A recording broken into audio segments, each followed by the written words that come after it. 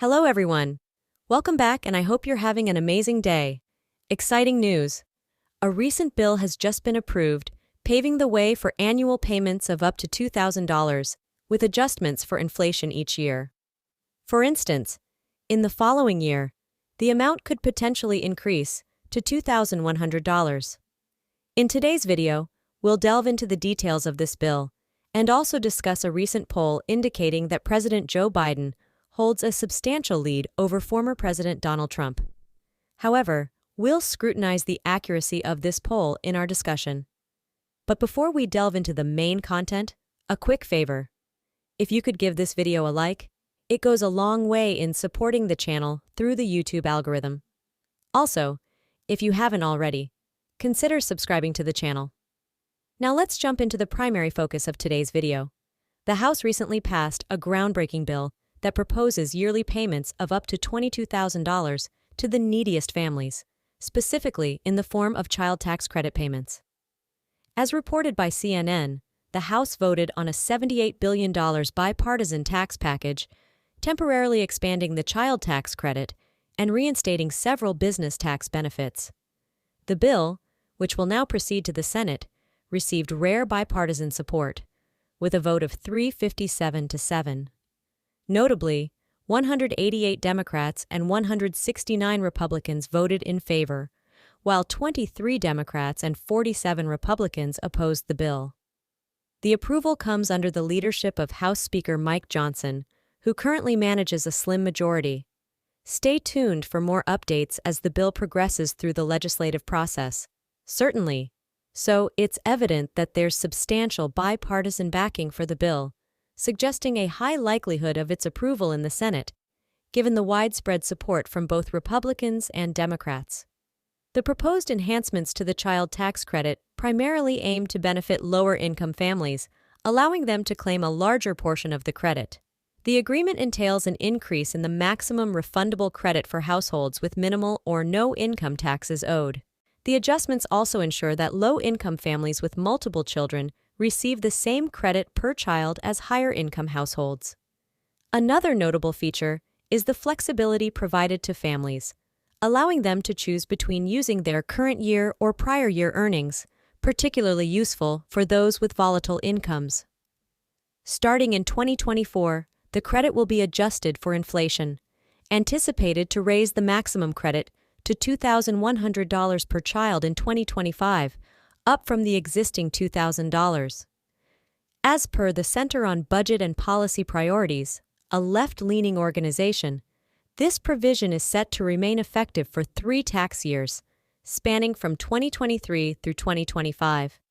Traditionally, individuals with very low incomes, not owing substantial taxes, were ineligible for the full child tax credit of $2,000. With the passage of this bill, more families will qualify for the entire refundable amount, up to $2,000. Moreover, this amount will be subject to regular adjustments for inflation. As indicated, the expected bump of $100 in 2025 is likely to become an annual occurrence at least through 2025. Stay tuned for ongoing updates as these changes progress. Meanwhile, Republican Matt Gaetz expresses his reservations about the bill. Let's listen to his perspective. While there are commendable provisions in this bill related to business expensing for economic growth, my friends, let's be clear, this is not primarily a tax bill. It's a welfare bill cleverly disguised as a tax measure. The Wall Street Journal rightly pointed out the significant expansion of the welfare state embedded in this legislation. The bipartisan agreement materialized with Republicans granting Democrats concessions for substantial subsidies and welfare for illegal aliens, while Democrats reciprocated with concessions on various business welfare aspects. The current form of the child tax credit, as outlined, poses a considerable risk of becoming a major incentive for illegal immigration. As the majority party, we had the opportunity to insist on limitations to prevent the misuse of these funds for that purpose. However, the pursuit of bipartisanship took precedence over crafting sound policy.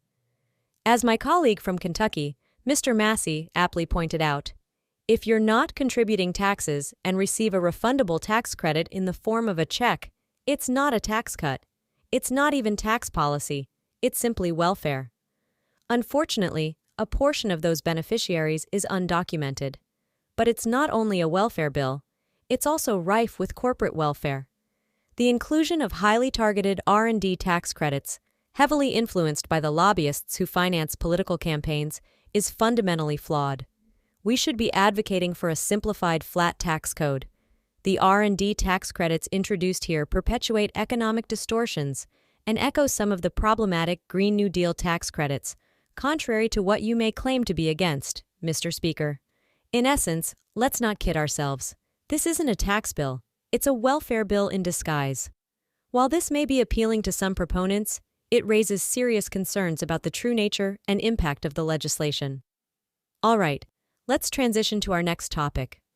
A recent poll has emerged, indicating a significant lead for the current president, Joe Biden, over his predecessor, Donald Trump. The surprising results are courtesy of a Quinnipiac poll, as reported by The Hill. President Biden has surged ahead with a 6-point lead in a hypothetical head-to-head matchup against former President Trump, according to new polling. This development coincides with a noticeable gender gap in support for the two prominent figures. The latest national poll from Quinnipiac University reveals that Biden commands 50% support among registered voters, surpassing Trump's 44%.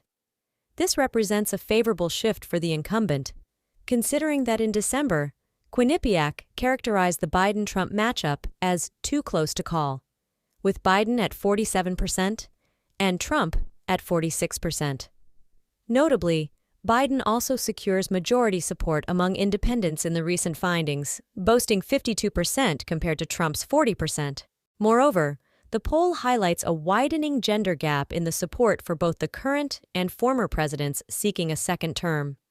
Among women, 58% expressed support for Biden, a notable increase from December's 53%.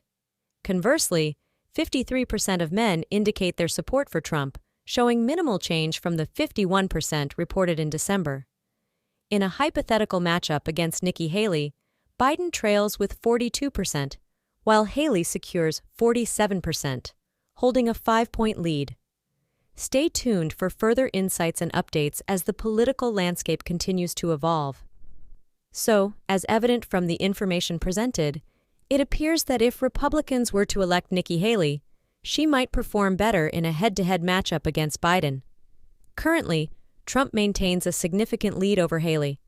However, despite the Quinnipiac poll showing Biden leading Trump by 6 points, it's essential to question the overall accuracy of this data. Examining various polls on Real Clear Politics reveals a different narrative. On average, Trump is shown to lead Biden by 2.5 points.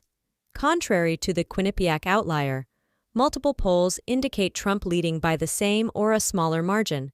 For instance, Harvard-Harris and the Messenger and Harris-X both show Trump leading by 6 points, while Rudder indicates a 5-point lead, and Rasmussen Reports suggests an 8-point lead. Considering these diverse findings, it seems that, on the whole, Americans may lean more towards supporting Trump than Biden at this point in time.